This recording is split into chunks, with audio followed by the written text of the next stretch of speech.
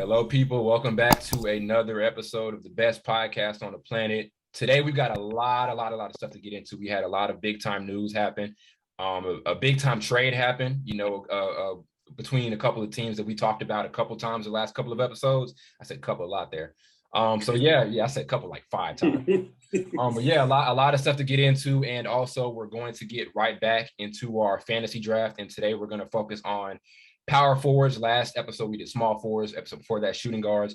Episode before that point guards. And after our power forwards, obviously we're going to go into centers. And then after that, we're going to do our all-time draft. That's if you haven't been paying attention to the last couple of episodes. Just be on the lookout for it. Don't forget to like and subscribe to us on YouTube. And also, don't forget to download us on Spotify and Apple Pods and leave a review or leave a rating. So yeah, that's what I've got for that. Let's get right into this content because, like I said, there's a lot of stuff to talk about. What is our first question from our Snapchat follower, Carl? All right, I got you. So the first question is from Logan Frazier from Snapchat, of course.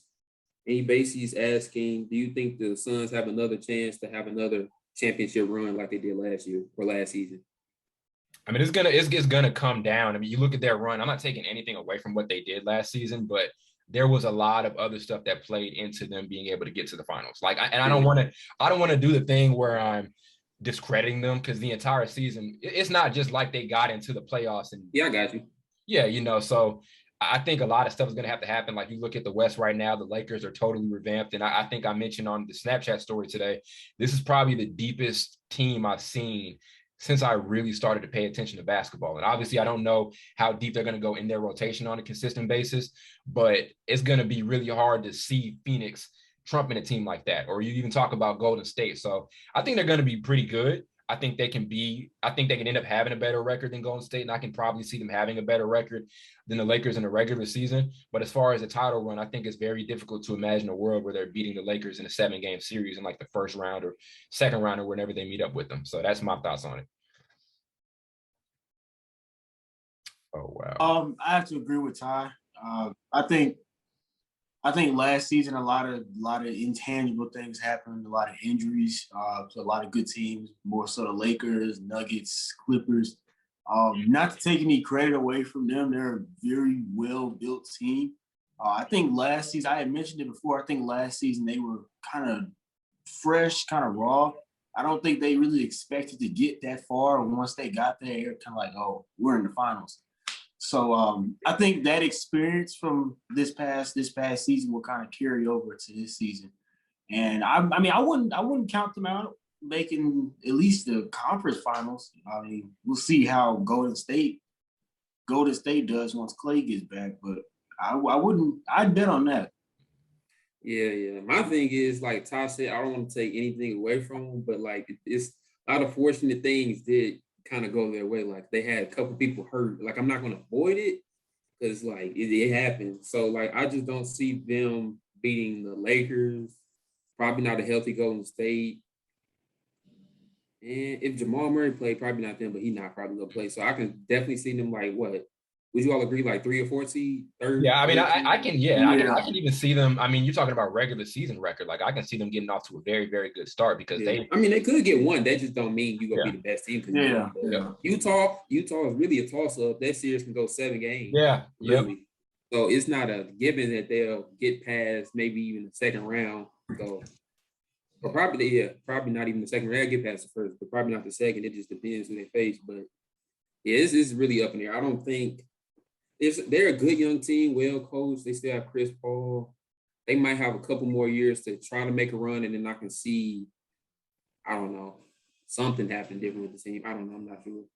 Yeah, and also not a lot of major offseason additions where we've seen a lot of other, teams, especially in the Western Conference, make a lot of moves. Like obviously we're talking about the Lakers, and now we're looking at them being the outright favorite. So I think it's going to be tough to see them make that type of run. We mentioned in that first round last year, obviously, Anthony Davis being hurt affected a lot of stuff. Like we can talk as much as we want about that Lakers team. Everything came down to the point that they got hurt. People give them crap for everything else, but I think the biggest issue was that they had an inconsistent roster the entire season. Remember LeBron was out of the lineup on a super, super consistent basis, or Anthony Davis missed that extended period of time. Like I don't even think we got Anthony Davis for half the season, or am I tripping? If that. No. Yeah, I think it was probably more than. I think he played like more than half, but it was like sporadically. Mm-hmm. Every show, like in between, he'd be hurt with something. Every 8 to 10 games, something would happen. Yeah. Yeah. So yeah, and like I said, we always talk about this, right? Luck always plays a factor in success. Like that happens with everything, you know. Like Tom Brady. You said Tom Brady. My bad. We can't get Carl started on Tom Brady. He's gonna throw a fit. But no, it's the truth. But yeah, no, luck plays a factor in a lot of stuff, and I don't want to take anything away from Phoenix. They were a very, very well coached team. People looked at them as a championship contender even from last offseason. But I think stacking up in the West in the playoffs is going to be tough. Even that second round, you know, when they played Denver, they didn't have Jamal Murray. That would have been a different series if Denver would have had a healthy Jamal Murray. Yeah.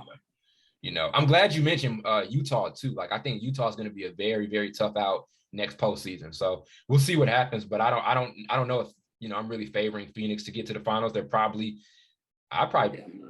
put them fourth, third on my contention list because I think I have Utah higher on my like finals run list in the Western Conference. Obviously, the Lakers at 1, then I probably go with the Warriors at 2, then Utah, and then probably Phoenix. But I don't see them getting back to the finals. I just don't see it happening.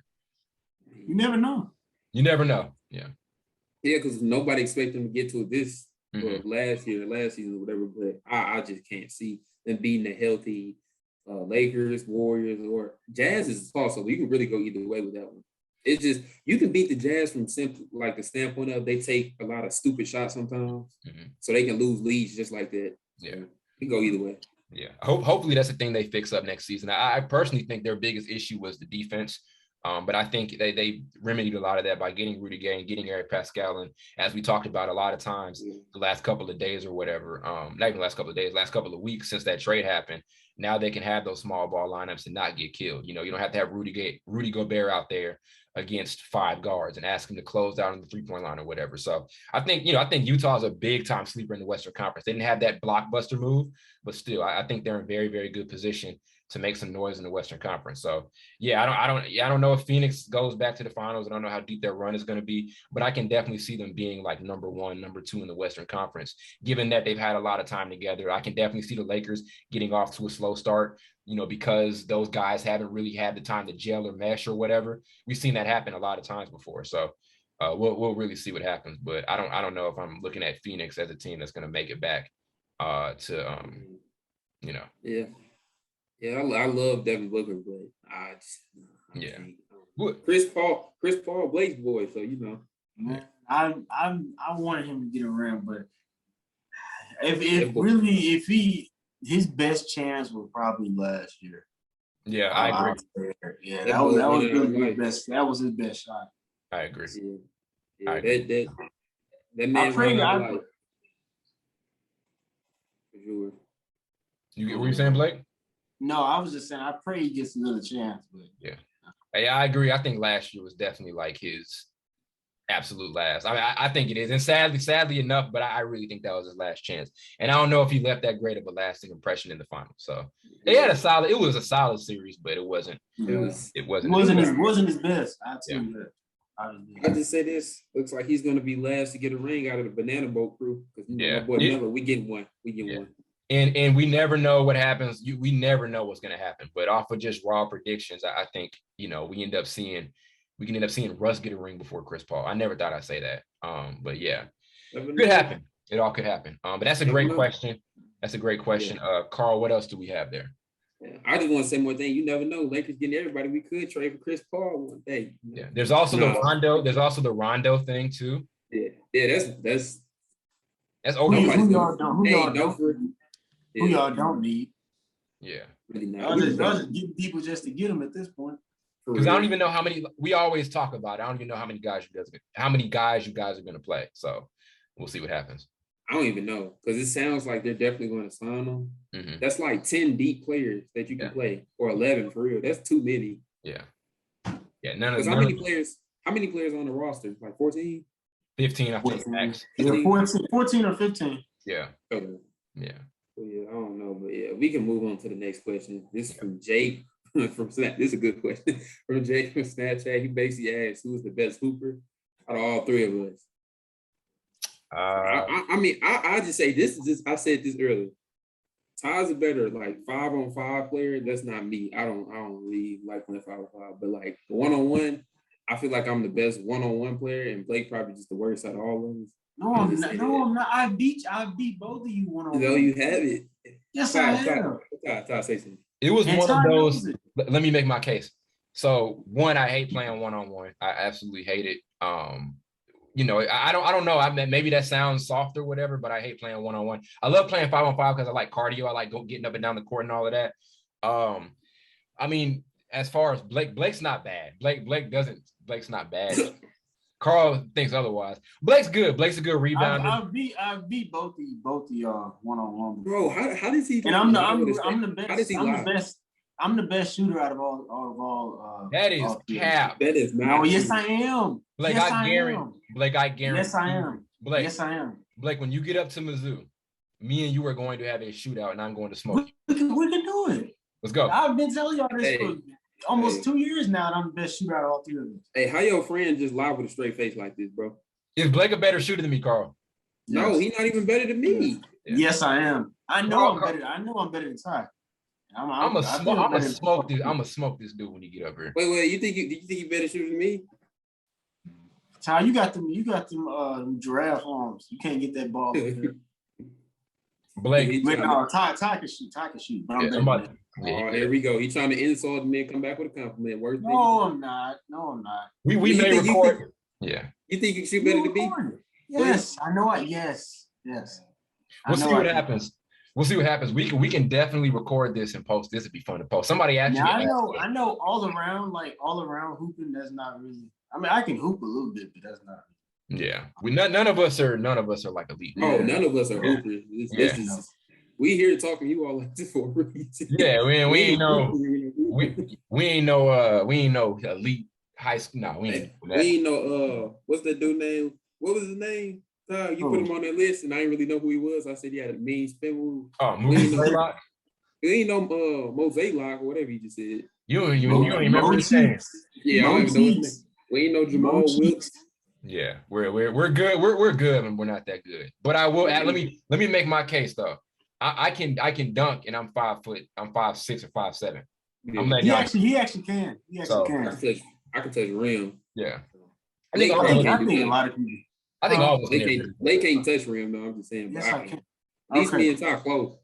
I think Blake can touch. I've seen Blake touch. I've touched rim before. I've seen Blake touch rim. You might have seen him, but it probably wasn't in real life. He was in your dream or something. No, we were at JFK, and I remember Blake touching rim. I definitely do. He grabbed the net and made the rim made it sound. He didn't grab it. And Blake can hoop. We just being stupid. Blake can definitely hoop. Everybody here can hoop, but none of us are like elite. None of us are elite hoopers at all. So don't get it twisted that we finna. Nah, it's not. I ain't say that. Yeah. So yeah, that's that. Maybe we'll record the 1v1 or whatever we decide to do. But yeah, that's that about our personal hooping ability. So yeah, that's all I got about that. Good question. That's a great question. Blake, you got anything left? You got any what's your specialty move? Like what you do? You got to tell the people what you do. I can shoot and I can shoot. I can post. I got a nice post game too. Oh, that's a lie. Ty, what's yours? What do I do? I'm just gonna. Who you lying? How am I lying? Why would I be lying? You don't have no post moves, bro. Yes, I do. Okay. Nah, yeah. And Ty, tell him what happened when them dudes guarded him at that gym. He couldn't shoot. He almost cracked. But we was playing some. We was playing some. I remember what Ty decided to go play some 30-year-olds. So. They were pretty. No, they came over there talking about y'all trying to run. Me and Carl looked at each other and Ty was like, "Yeah, let's do it. Let's play, man. What's up? What's the worst that's gonna happen?" They were some grown men, though. Yeah. We held our own. Yeah. Ty, what's your special signature move? I don't know. I just probably drive it past you or something. That's it. I got a nice jump hook. Carl got like a turnaround jump. Carl be doing all type of wild stuff in the one-on-one games. Carl's smoking me in one-on-one right now. I'm letting y'all know. Carl got the slowest behind the back. Everything he does is slow. But it's in slow motion, but it works. It works. Carl's smoking me right now. I can't say what our record is because we just started playing one-on-one and keeping record. But I could say it, but I'm not. But... Yeah, me and Carl have made an agreement that we're not going to repeat that record in public because it's pretty bad right now. Yeah, good question. Keep those funny personal questions coming because it's I don't know how much y'all know about us, so keep those coming in for sure. This weekend was the trade this weekend? Or was it was Saturday, Friday or Saturday. So we had a very, very interesting trade, and interesting because we've mentioned this guy's name many, many times. Lauri Markkanen. We talked about where we wanted to see him go. We mentioned how he was kind of that last free agent or last big name player out there on the market that hasn't really figured out his contract situation or whatever. But finally, he ended up getting got traded over to Cleveland on a 4-year, $67 million contract. It was a 3-way deal.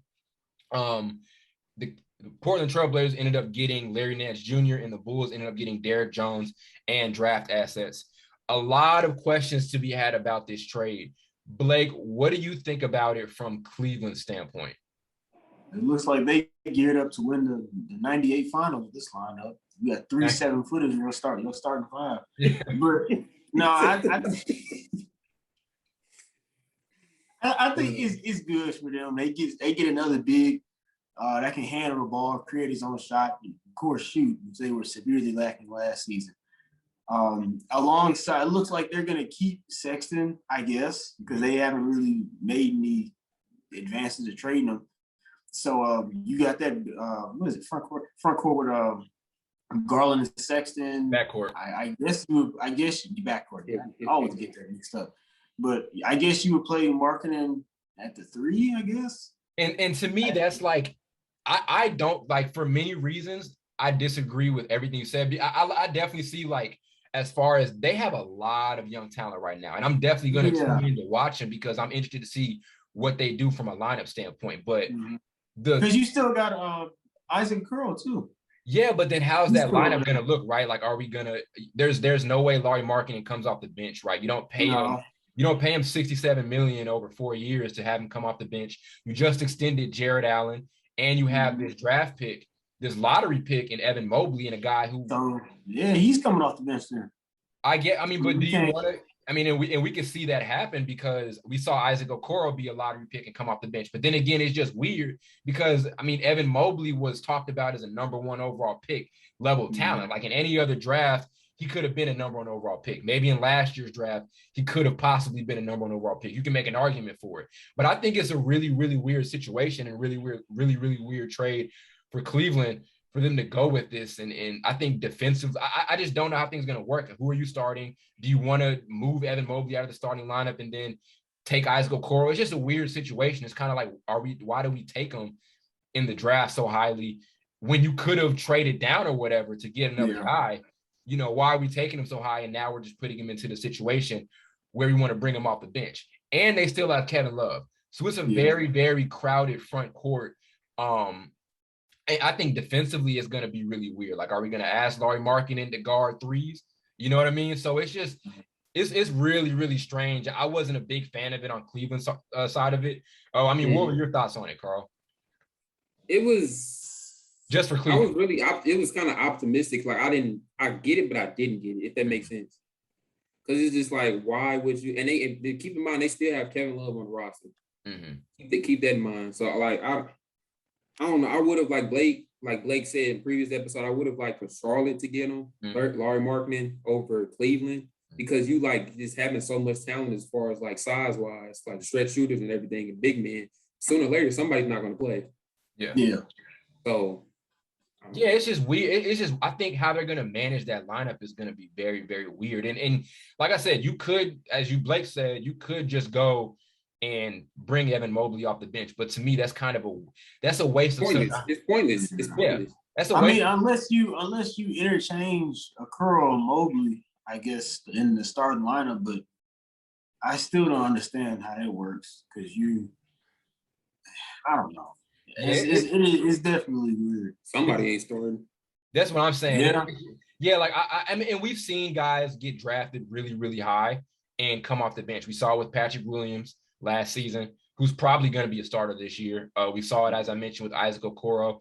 We saw it with Obi Toppin, who was one of the more hyped prospects, and he came off the bench the entirety of the season, even since the preseason. So, I mean, I mean, we'll see what happens, but for Cleveland, it just didn't make much sense. We talked about it too, the Kevin Love situation, where they're not going to buy out his contract, and like, what is that? What are we doing with that? Like, he has an almost untradeable contract right now. But that boy want his money. He want his money. How much he making? Like $30 million a year? He got $60 million left. Yeah, so that's a lot of money for a guy who hasn't been very productive over the last couple of seasons. And I mean, they can say all they want to. Like, here's the thing: they say they're not going to buy his contract out. I don't believe them. Like, they can say it as much as they want to, but I think they're going to buy him out, because once you figure out no one wants to pick up an unproductive Kevin Love with that much money, what the hell else are you going to do? So, I mean, and it's a lot of teams who could use him. Like, a lot of teams could use a guy who can knock down shots. Oh, yeah. Carl Platt.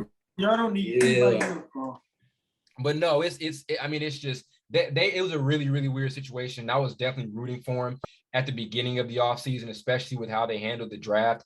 It's been a weird dynamic, because you even think about Colin Sexton, how he was at the top of those trade rumors, and now they're not trading him at all. And I was confused at first as to why they wanted to trade him. He was putting up historic young player numbers. He was a very, very efficient scorer on all levels. After 20 points a game, shooting it pretty solidly from the floor, like there wasn't anything wrong with his shooting splits. Maybe he wasn't the playmaker that you want him to be, but that's why you have Darius Garland. So it's a lot of weird stuff with the Cavs front office. I don't really know how to judge it, but I'm definitely interested to see like how they manage the lineup. I think that's pretty much the only reason I'm going to go watch him, is to see how they manage that starting five. Because there's no way Jared Allen comes off the bench. You could have let him walk or whatever. There's no way, Markkanen comes off the bench after you pay him. And like I said, I'm not high on you just benching Evan Mobley and just starting Isaac Okoro. Okoro still has some ways to go. I think Mobley is more not NBA ready, but I think Mobley is more fit to be an NBA starter right now compared to an Isaac Okoro. So I don't know. I think it puts them in a really weird situation. I'm like I said, I'm going to check them out to see what they do for sure, because they have a lot of young talent. They're going to be pretty fun to watch. But other than that, I mean, I'm kind of confused. So that's what I have to think about it with on Cleveland side of things. Did you guys have any more thoughts about it? Somebody better be prepared not to get that much playing time. I know that. I think they're gonna play. It's the starting thing that's weird to me. You know what I mean? Like, that's what's weird as hell to me. Or what's your closing lineup gonna look like, or whatever. Like, it's all that stuff. And not saying they have to have this figured out, because they're not gonna be in the playoffs in the next couple of years. But no, they won't. Yeah, it's just weird. Yeah. You said closing lineup. They ain't got to worry about no closing lineup. I don't need to worry about that. They'll get blown out the first 40 minutes of the game. Yeah. Well, let's not count them out that much, because they remember the start they got off to last season.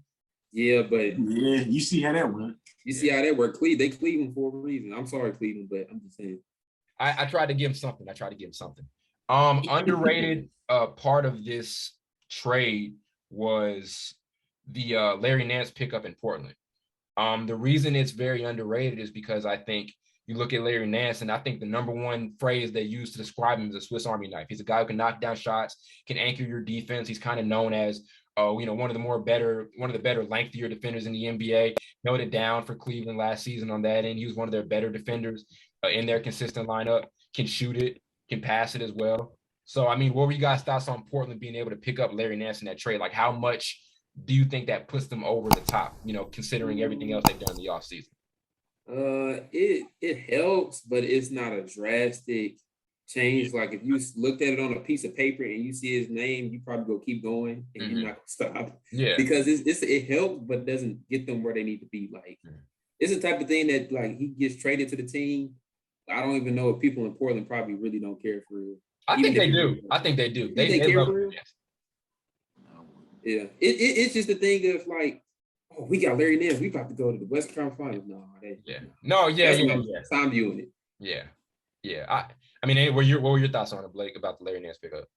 I mean, it's it reminds me of that when they got Robert Covington. It's not really that much of a huge deal. Like, okay, he's a great utility player. He can do almost everything, but it's not gonna, like Carl said, it's not gonna take you to the Western Conference Finals.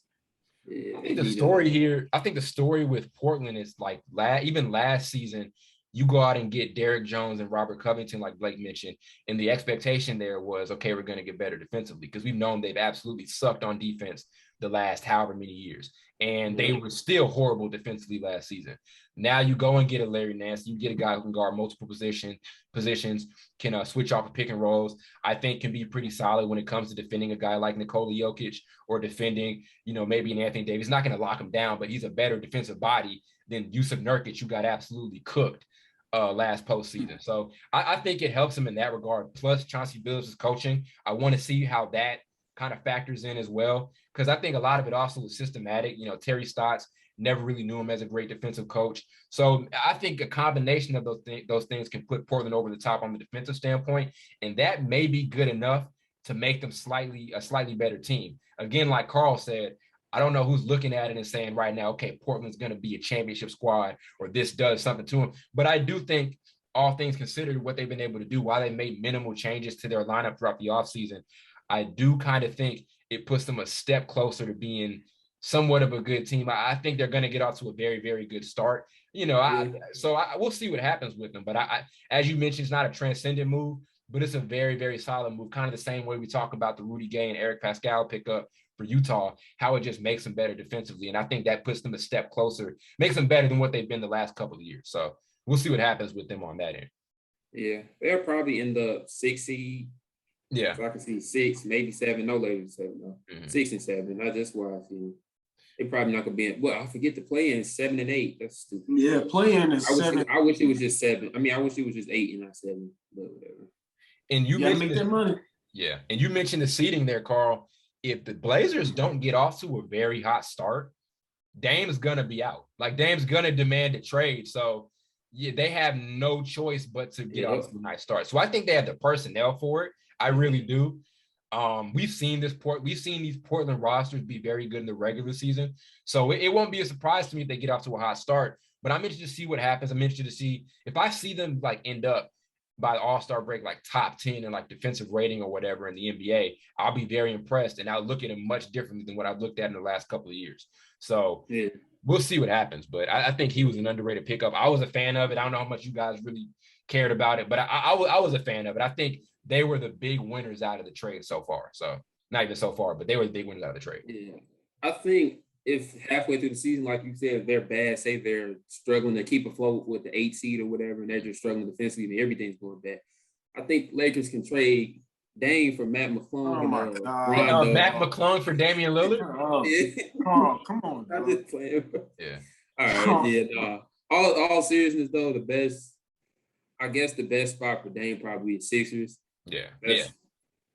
We definitely talked about like the best landing spots for him, and maybe we're thinking a little too ahead on it. I don't know, but because I'll put money that he'll be asking for a trade not too long. Yeah. So. Hopefully not. Like I said, I think they have the personnel to be pretty solid out of the gate. So yeah, another underrated part of the trade, we had the Bulls being able to get Derrick Jones Jr., and there's also some draft compensation. Carl, we know Derrick Jones Jr. is one of the more solid, really just straight up known for his ability to be an athlete, defend. Him being on that Bulls roster. I know it's not as we talked about, it's not a transcendent move, but do you think, how much benefit do you think they receive from getting him? Oh, Lob City. That's benefit.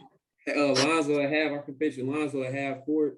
And if Zach LaVine and say DeRozan aren't going to catch it, he's definitely probably the third person that's going to catch it behind Alex Russo probably. Yeah. So yeah, that's what I'm waiting to see. I'm waiting to see some lobs, if I'm being honest. They should be one of the most. They should definitely be the reincarnation of Lob City, and I think it's going to be better because Lob City was Chris Paul to a bunch of bigs. Like this is going to be Lonzo Ball to a bunch of like high flying guards, like DeMar DeRozan and Zach LaVine and Derrick Jones, who's like a forward or whatever. But they're going to be very, very fun to watch. And I kind of talked about it last episode how, they were solid defensively. I think they ranked 15th in defensive rating last season with the young team and with the team that didn't have a lot of great individual defenders. There's obviously Thaddeus Young or whatever, but it wasn't really a well put together defensive team just looking at the roster. And so now being able to have a guy like Lonzo who can defend point guards at a high level and having a more confident, mature Patrick Williams in your lineup, plus Derrick Jones Jr. To go along with their offense, this Bulls team should be extremely good on the defensive end, So And fun on both sides.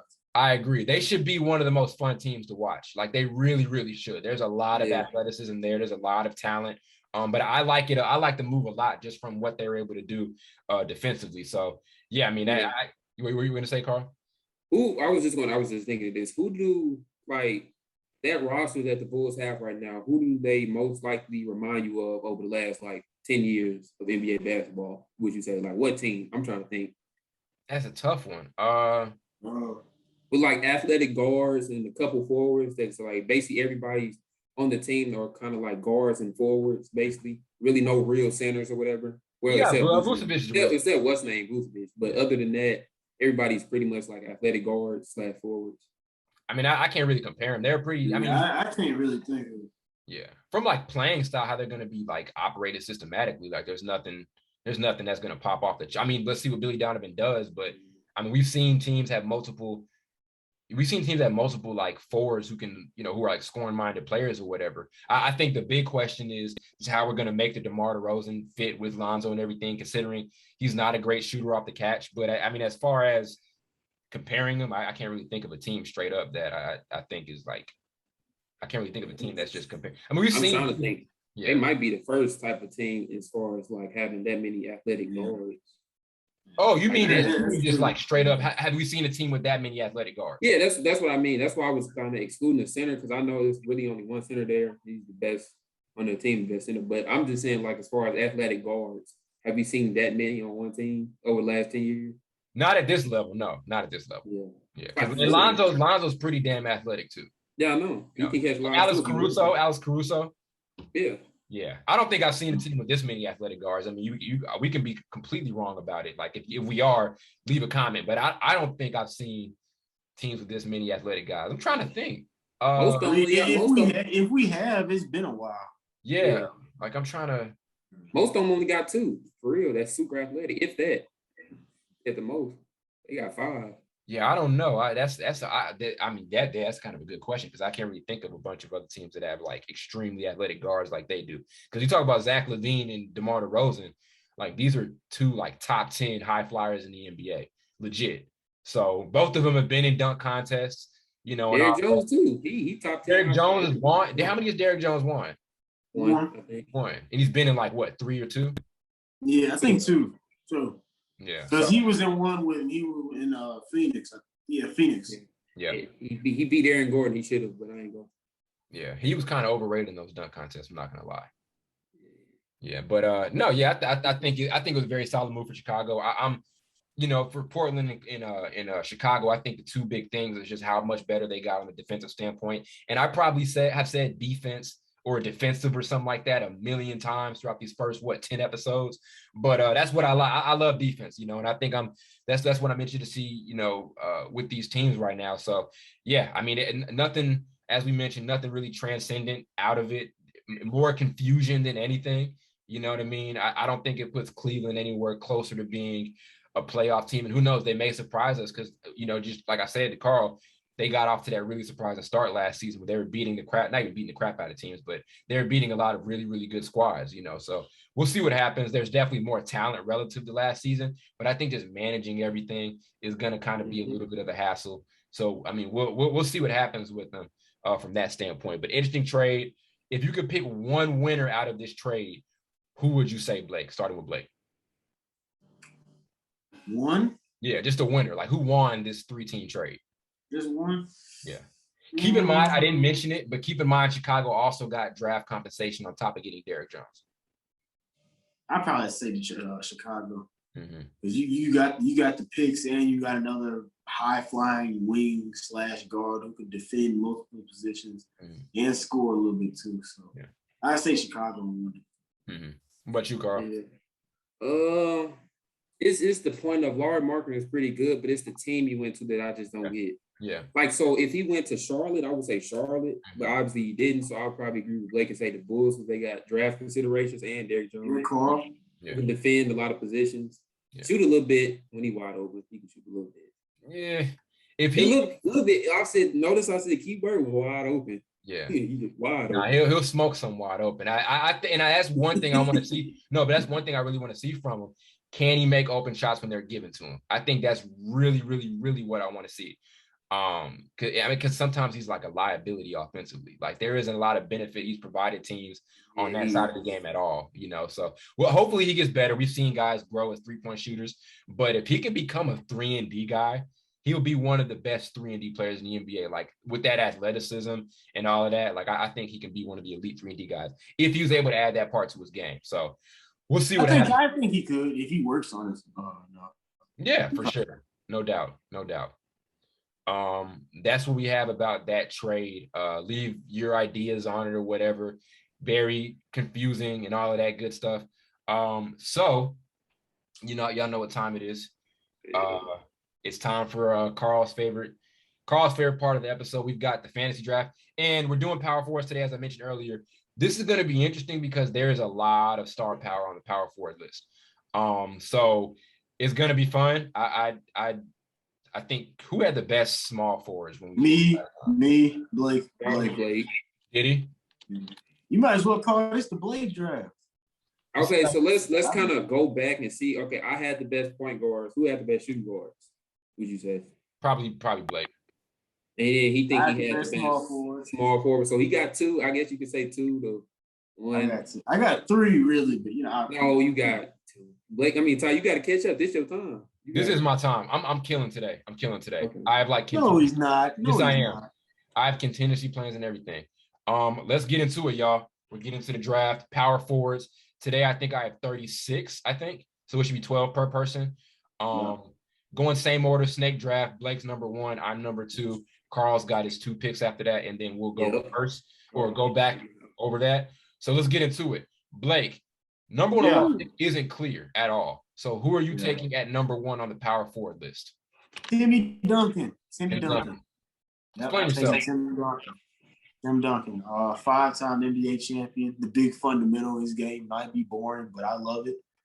Real true forward, back you down, shoot a little bit, get to the paint, and just overall great player. Mm-hmm. Loved him on those San Antonio teams all throughout the late 2000s. Loved him. Yeah, for sure. Number 1 overall pick, number 2 overall pick, and number 1 pick for me. This is tough because, as I mentioned, the power forward spot past Tim Duncan is not clear. He was like number 2. Like at the shooting guard spot, it was pretty clear Kobe was probably number 2 or whatever. I think we had this too with the small forwards. And the Larry Bird, Kevin Durant debate is actually becoming a thing, and a lot more people are saying Larry Bird is better than KD. It's not obvious. I think I would advise younger people, whoever people I go back and watch Larry Bird's highlights. Yeah, it's not obvious. Yeah, trust me, it's not at all. But yeah, circling it back to the power forward thing, it's tough who I'm gonna pick at number 2. So I'm gonna go with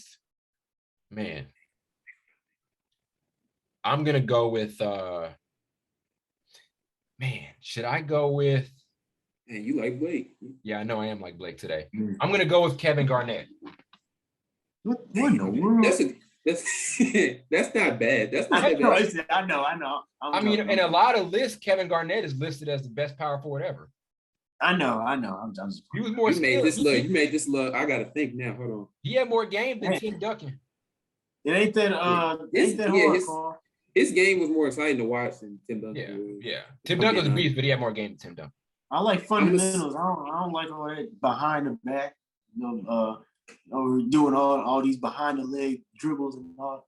I don't think Kevin Garnett was doing much of that. My player is going to be Charles Barkley. Okay. Speak for itself. Then the one, this is the hard one because I knew I was going to be Charles the whole time, whether you all pick whoever or not. Come on, Carl. Nobody loses these next 3 picks, though. I'll say that much. There's no loser of these next 3, but go ahead. Give me Dirt. Okay. Oh, my God. You're fine. You're going to be fine. It's all right. Fine. Yeah. It's all right. I think I'm going to go with – I really don't want to, but I may have to. I'll go with Karl Malone. Okay. Leave it at that. Yeah, I'm going to just leave it at that. Let me I go. got it. I didn't get it at first. I got it now. Let me go with Giannis. Giannis Antetokounmpo. Let me get let me scroll over and make sure I ain't tripping. Give me Kevin McHale. Okay, nice. I like that. That's good. And Anthony Davis. Oh, nice. Okay. Y'all see, I tried to hide some of these names too. I think Carl caught me on the last episode. Yeah, we know. Give me Elvin Hayes. Oh yeah, I'm stealing this one. Here we go. Nice pick though. I'm gonna go with, in my opinion, the greatest defender to ever play this game, Dennis Rodman. Give me Chris Webber. Okay. And then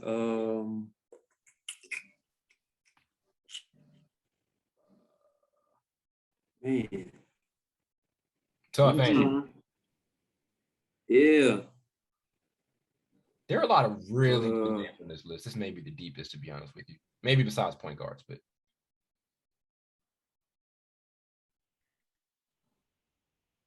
it's a lot of names out there. Yeah. Who'd you pick? Let me get Rudy. I said Chris Bosh. Chris Bosh. Okay. Yeah. Let me get Rudy. Rudy Tomjanovich. Yep. That man quit because he didn't want to say his last name. He said, give me Rudy. Yeah. I didn't want to butcher it. I don't blame you. Let me go with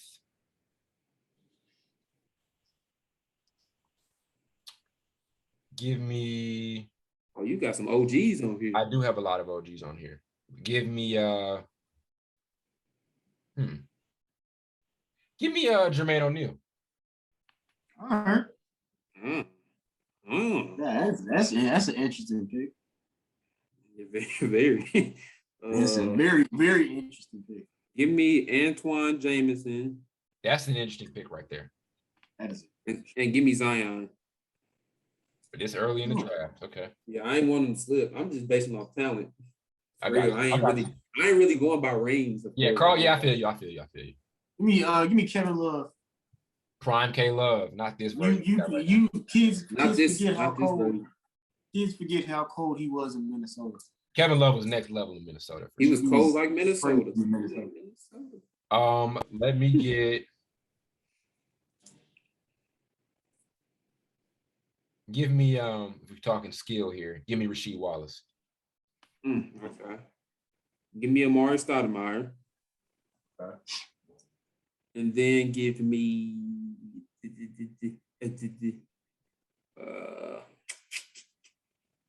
Sean Kemp. Solid. I wanted Sean Kemp actually. Blake Griffin. You got Blake. Give me Blake.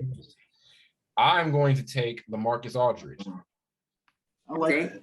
Marcus Aldridge. The Marcus Aldridge prime was ridiculous. Was next level. Give me Pau Gasol and Bob Pettit. You really hit some names on here tonight. I don't think that was on purpose either, though. Let's see. Bob Pettit, yeah. Not a ring to St. Louis. The only St. Louis NBA ring. Yep. Let me get Tom Chambers. Tom Chambers, nice pickup. Oh. Blake got it. Tom Chambers. Oh. If anybody don't know Blake, that's how Blake be saying Tom Brady. Y'all better not say nothing about this. Draymond Green. There is no reason to clown Draymond Green. It's not. He's just not the easiest person looking on this thing. Draymond Green is one of the greatest. I had a feeling. You were picking Ty. So I got something for you. That's a good pick. Go ahead, Carl. Okay. Hold on, Carl, real quick. No, just make the pick. Make the pick. Well, make your pick, and then I got something for Ty. If it's a picture, don't put it up. No, it's not a picture. Okay. Let me see. Give me Zach Randolph. Solid. Used to kill Blake Griffin. Yeah. Then give me Sharif Abdur-Rahim. Raheem. Yeah. Okay. Nice. Before I make my pick, this for Ty. Congratulations on your Don't do that. Next, come on, make the next pick. Make the pick, Blake. You got you got let me get oh man, my stomach. Can't even think of your pick. Let me get huh? I said you can't even think of your pick, you over there giggling. Shut up, man. Let me get Horace Grant. Horace Grant. Horace Grant. I'm surprised y'all didn't one of y'all didn't pick him, actually. I mean, because he's kind of a role player, and there were a lot of all-stars left. So I think that's kind of why we kind of let him. A lot of these guys are role players, but I ain't like how Mike treated him. That's not even picking. Yeah. Well, he could have done something about that. Yeah, we're not going to get it. Who you want, Tom? Did you? Oh, I'm up next, aren't I? Let me go with Kenyon Martin. Oh, okay. Let me get that's a good pick, Tom. We gotta be coming up on empty names here in a second, for real. Yeah. If not, let me see. I think it's 2 empty names we haven't picked. No, 3, 4. It's plenty. It's a lot more. Yeah. Give me Serge Ibaka. Okay. And Derrick Coleman. Nice pick on Derrick Coleman. Very nice pick. All right, let me get Elton Brand. Elton Brand is another nice one. I could have listed him as a center, but I decided not to. Because sometimes when I look up power forwards, when I looked up small forwards, people had like Al Horford listed. Some people just like Google doesn't know those positions, bro. It's like horrible. My next pick, and I think this will be the last pick of the draft before Carl's last pick. This is my last pick. I'm gonna go eeny, meeny, miny, mo between Lamar Odom and David West. I'm gonna go with Lamar Odom if we're talking skill. Dang, yeah, that's a good one. Well, I'm left with the stretch 4. Yeah. David West. So let's name these teams real quick, and you guys can tell us who had the best team. I'm actually pretty confident in who I picked up today. But Blake's team, Blake has Tim Duncan, Karl Malone, Elvin Hayes, Rudy Tomjanovich, Blake Griffin, Kevin Love, Bob Pettit, Elton Brand. No, Carl had Bob Pettit. Yeah, Carl got Bob. I got Tom Chambers. Tom Chambers, right. Tom Chambers. So that's who Blake had. And I went for Giannis, Dennis Rodman, KG. Who else you have, Blake? Horace Grant. Name who I missed. I had excuse me. I had Tim Duncan, Karl Malone, Elvin Hayes, Rudy Tomjanovich, Blake Griffin, Horace Grant, Kevin Love, Tom Chambers, Elton Brand. I think that's it. Okay. I'm gonna name my team. I'll let Carl name his. I had Giannis, Dennis Rodman, Kevin Garnett, Draymond Green, LaMarcus Aldridge, Horace Grant, Rasheed Wallace, Kenyon Martin, Jermaine O'Neal, Lamar Odom, and that's who I had. Carl, name your team. I think I had this, but I had Charles Barkley, Dirk Nowitzki, Kevin McHale, Chris Webber, Chris Bosh, Amari Stoudemire, let me see, Sean Kemp, Zach Randolph, Bob Pettit, Pau Gasol, Antoine Jamison, Serge Ibaka, David West, and Derrick Coleman. Solid. So tell us who y'all think had the best team. I'm actually, for the first time, pretty confident who I picked up. I think I had the best team, to be honest with you. Not even trying to be funny. I think things are balanced right now. It's close. This is a very balanced. It was. Very balanced, yeah. Center should be very, very fun, too. I got to kind of look at the names a little bit, but center should be another fun one. But that's what we have for you guys today. So don't forget, keep sending in those questions. Donda out now. Also, don't forget to like and subscribe. He was right. He was right. Yeah, I was, wasn't I? I was right. Don't forget to like and subscribe on YouTube and download us on Apple Pods and Spotify. And we will be here with you all next episode, which is Thursday. Why do I keep forgetting the names of the days? It's Thursday. It's gonna be there Thursday morning. Thursday morning at 9. Thank you all. Keep coming. Yeah.